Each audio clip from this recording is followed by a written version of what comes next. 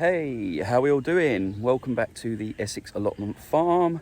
For those of you that are new around here, my name is Alex and behind me is my commercial market garden. I do a veg box service and some farmers markets and a little bit of wholesale veg growing here in Essex in the UK. It's been crazy busy, so that's why I haven't vlogged in a couple of weeks, but I'm back now. I'm back on it.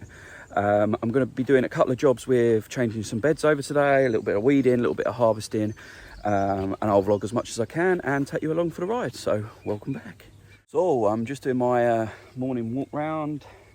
I like to have a look around the beds when I first get here in the morning. It's Monday today. It's been raining, which means it looks not too bad. I haven't got to do watering today, concentrate on getting some weeding done and some of the bits that I need to get done. But my courgette beds, you can see behind me, are starting to come into flower. Look at the weed pressure in these paths. I seem to get not much weed pressure in the actual beds themselves, but where the paths meet the wood chip, whether that's to do with how I rake it or how I deal with the beds, I seem to get quite a bit of weed pressure down the edges there. So I've got a bit of that to deal with. Next door to those is some outside tomatoes. Let's go and have a look at these. Let me see if I can get you a picture like this. Outside tomatoes are looking pretty good. These are a bush variety. I think these ones are baby boomer. Again, they're starting to flower and look quite good. But yeah, this isn't a look round. I am taking you with me and doing some vlogging today. This is what I like to start my day, a good look round, see what's going well, see what I've got to do. Ooh, even some of the beetroot looking quite good. Again, look at that weed pressure along the edge. It's only along the edges of the netting, look. That's all weed. Better get the hoe out, haven't I?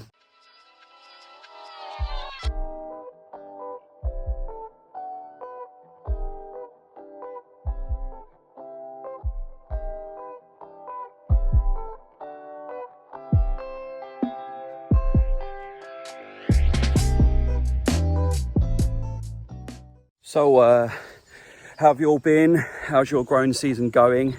That was a bed of Serbian kale that I put in relatively early. The plants have been under a lot of stress. I've had 5 or 6 pickings off of it, but yeah, they've been under loads of stress. Pigeons got them before we netted them. You'll be familiar with that if you've been watching my vlogs. Sorry, I'm not very good at this, filming and talking. So I've pulled them out. What I've done is I've twisted them out and tried to leave as much as the root ball as possible in the soil. That'll break down and act as organic matter. I've got some soil conditioner here that I'm just going to put a sprinkling across the top. There are some spring onions still in there and I'm not going to waste those. So I've weeded and pulled out the Serbian kale around that.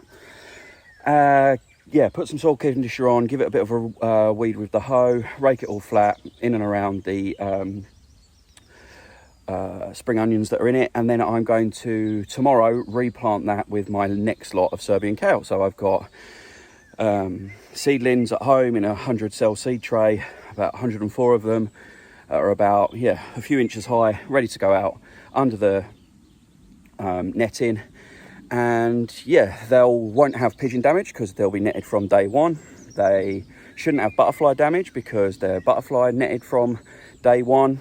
And the weather has steadied a bit now. It's not so hot and then cold overnight, and there's a little bit of rain. We're not in a drought, so hopefully this second lot will go a little bit better. Oh, just a little break there, chatting to my landlord about how the season's going. Yeah, it's been a tough start, hasn't it? It's been, I don't know if you're growers and you're watching this and you're growers yourself. It's been a tough start to the season. Like I said, the only thing that seems to be really thriving are the weeds. Whereas the blocks of inclement weather, dry, cold overnight start, then we had that block of heat, then we had a week of downpour. You know, I would say I'm running 4 to 6 weeks behind on a lot of my crops. So this week in the veg boxes will be the first pickings of broad beans from this farm. You know, and this time last year, albeit not at this farm, at a different location, those broad beans had been cropped and were out of the ground, and the next crop was in by this point last year because the majority of them are overwintered. But we're learning loads, and I'm enjoying it, and it's going fairly well. And thanks to the polytunnels at the other site, which will eventually come here, we've managed to not have to delay the season or anything like that. What this delay in the cropping might give us is a longer season at the other end, but we'll have to see how the weather goes. Anyway, back to this. So you can see behind me, as I just said, I've pulled and twisted out all of the kohlrabi. You can see the spring onions. It's only really the thing that's left in there. The weed pressure in this bed is actually pretty low. I've pulled out a few. There's a little bit like down the edges that I need to do, but that's fairly good.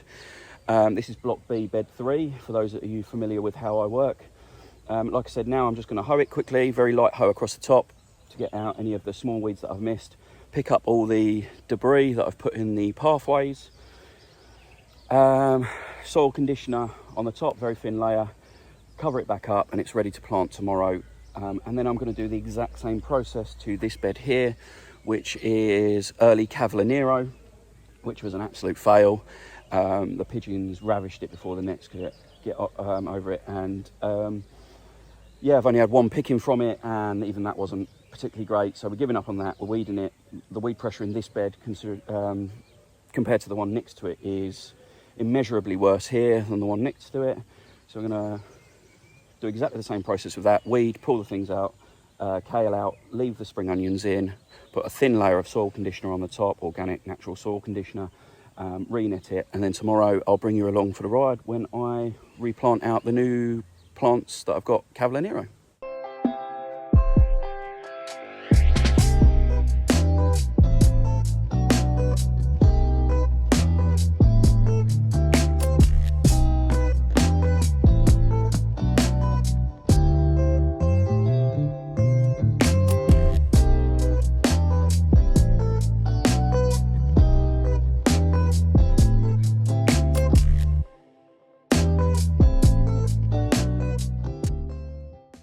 Right, let me see if I can get better at this walking with the camera thing. So first of all, the jumper's ditched. It's so muggy. I'm not complaining, it's just muggy. But the ground's wet, so the stuff, weeds and bits are coming out really nicely. The kale plants came out really nicely. As I said, I just twisted those out to try and keep as much of the root ball in the ground with minimum soil disturbance. You'll have seen I snapped the string as I was hoeing that bed. When the string gets wet, it's biodegradable string, so I don't have any sort of soil pollution and bits like that. As and when it breaks or bits snap off, they're nice and fibrous, but that does mean I have to replace them quite often, which I'll do now. I did ball up the string. One thing, you know, trying to do this on a minimal waste, maximum profit, and whilst that string won't be strong enough to use for bed lining again or necessarily too much, we'll keep it, we'll let it dry out, and we'll use small sections of it for tying up tomatoes and cucumbers and stuff like that. So it's still good for something. And then occasionally we might use it to tie up bunches of kale or chard or whatever again, so we're limiting the amount of plastic and stuff we use. But so yeah, that's why I balled that up. We'll keep that, but I'm going to go and restring that now, put a little bit of soil conditioner. You probably won't be able to tell much the difference because that bed soil looks great. There's still some visible soil conditioner on the surface from where I did it last time, so I'll put a little bit down, and then that bed will all be prepped ready to plant tomorrow. And as I said, I'm going to do the same in the bed next to me. I won't show you that, I'll just show you it when it's done. So when I restrung, so we've got nice straight lines again. Put some soil conditioner down. You can see looking a little bit darker. Everyone knows, if you're familiar with the channel, that I'm a big fan of the Natural Grower soil conditioner. The netting's on loosely, ready to be pulled over when it's planted tomorrow. It's just over the top of things. But that bed is all prepped and ready to be replanted. I've still got to pick up the debris down here, but I'm going to chuck the debris from this bed in the middle as well and do it all in one hit. So it's a good job, well done, and honestly that's taken me 20 minutes. And so with 30 minutes to replant it tomorrow, it's a bed flip in under an hour. and obviously it's doing a little bit more fiddly than perhaps it would be otherwise, because I've still got plenty of spring onions in there that will enjoy the extra space, the extra light, and this wet weather we're having. So yeah, good job, well done so far. Carrots, they're looking all right. They're growing nicely. Still got some growing to do. That's pretty pathetic. Oh, I can't believe I pulled that one out. They are looking a little bit better than that. Let's pull one more, since some of these need thinning. Oh, they're tiny. There are some bigger ones in amongst it, but they've got a few weeks left to go yet. And we've got a couple of varieties of chard in here. Obviously the red one is growing much slower. The green one will be ready to have a first pick of small chard leaves pretty soon. So that's pretty good. It's looking all right. You can see it through the net. You will know that I like to intercrop a lot of what I plant, mainly spring onions. I like to squeeze in everywhere, as opposed to having a dedicated bed or dedicated 3 beds for spring onions. And these here in amongst the beetroots, the golden beetroot, which is really, really slow, but it's nearly ready, are looking great. So again, I mean, I'm not going to waste these, but oh, hold on, shaky camera. Ooh. I'm just going to pull this whole bunch for you, just so you can have a look. Hold on, let me spin the camera around. There you go. That'll be separated, cleaned up, and that'll be a bunch of spring onions for my customers this week. And you can see I've got them all in between there.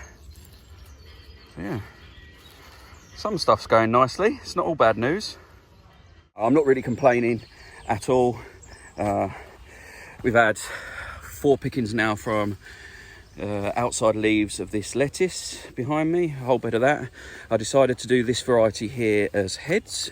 So you can see I've got some, just look at my belly there, some head lettuce left there. Obviously I've cut some off there, and the rest of the bed is outside leaf cropping, which is ready to go again for this week, which is brilliant. But it's going nicely. As I said, maybe 4 pickings off this bed so far, which for this time of year is pretty good.